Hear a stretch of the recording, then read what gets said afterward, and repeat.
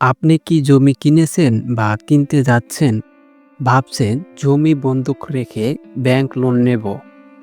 তাহলে আজকের ভিডিওটা আপনার জন্য। জমি কিনে লোন নেওয়া কি আদৌ সম্ভব? শর্ত কি?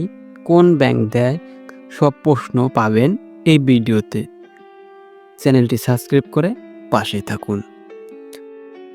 জমি কিনে লোন নেওয়া কি সম্ভব? বাংলাদেশে জমি কিনে লোন নেওয়া সম্ভব, তবে কিছু শর্ত সাপেক্ষে। প্রতিটি ব্যাংকের নিজস্ব নীতিমালা থাকে এবং সব ধরনের জমি এই লোনের আওতায় আসে না। ব্যাংকগুলো মূলত অধিক মূল্যবান জমি কিংবা প্রকল্প জমি এর বিপরীতে লোন দিয়ে থাকে।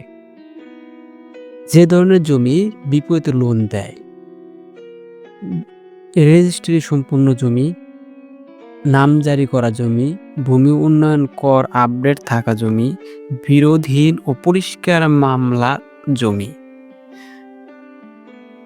যদি জমির মালিকানা একাধিক ব্যক্তি হয় তাহলে সবার সম্মতি প্রয়োজন। এবার আসি যেসব ব্যাংক জমির বিপরীতে লোন দেয়। বাংলাদেশে অনেক সরকারি বেসরকারি ব্যাংক এই লোনের আওতায় আছে। তার মধ্যে Sonali bank, Janata bank, BRAC bank, Dutch Bangla bank, UCB এবং আরও অনেক রয়েছে। প্রতিটি প্রতিষ্ঠানের নিজস্ব নিয়মকানুন ও ইন্টারেস্ট রেট ভিন্ন হতে পারে, তবে সব ক্ষেত্রেই যে কিছু কাগজপাতি প্রয়োজন হয় সেই কাগজপাতিগুলো হলো: দলিলের ফটোকপি, নামজারির কাগজ, ভূমি উন্নয়ন করের রসিদ, খতিয়ান, দাগ নাম্বার ও মৌজার ম্যাপ, ব্যাংক স্টেটমেন্ট, জাতীয় পরিচয়পত্র, ছবি ও আবেদনপত্র। ব্যাংক কখনো কখনো ভ্যালুয়েশন রিপোর্ট বা সার্ভে রিপোর্টও চায়, তবে এটা তাদের ব্যক্তিগত ব্যাপার। ভ্যালুয়েশন প্রসেস এবং ব্যাংক পরীক্ষা নিরীক্ষা। ব্যাংক প্রথম জমি মার্কেট ভ্যালু যাচাই করে, এরপর জমির কাগজপত্র পরীক্ষা করে দেখবে তা আইনগতভাবে পরিষ্কার কিনা। তারা একজন সার্ভেয়ার অথবা ভ্যালুয়েশন অফিসার পাঠাবে জমি পরিদর্শনের জন্য। জমি বর্তমান বাজার মূল্য সাধারণত 50-70% পর্যন্ত লোন দিয়ে থাকে।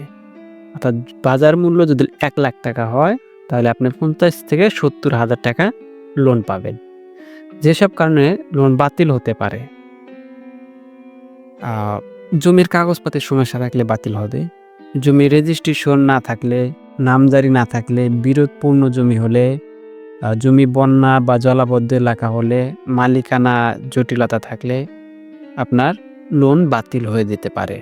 এই বিষয়গুলো আগে থেকেই চেক করে নিন, তাহলে আপনার লোন নেওয়ার জন্য দৌড়াদৌড়ি কম করতে হবে এবং সমস্যা কম হবে। লোন অনুমোদনের পর করণীয়: এবার তো আপনি লোন পেয়ে গেলেন, এখন তো আপনার কিছু করণীয় আছে। ব্যাংক লোন মঞ্জুর করলে একটি চুক্তিপত্র সাইন করতে হবে, জমি বন্ধক রেজিস্ট্রেশন করতে হবে, এরপর ব্যাংক টাকা সার করবে আপনার অ্যাকাউন্টে।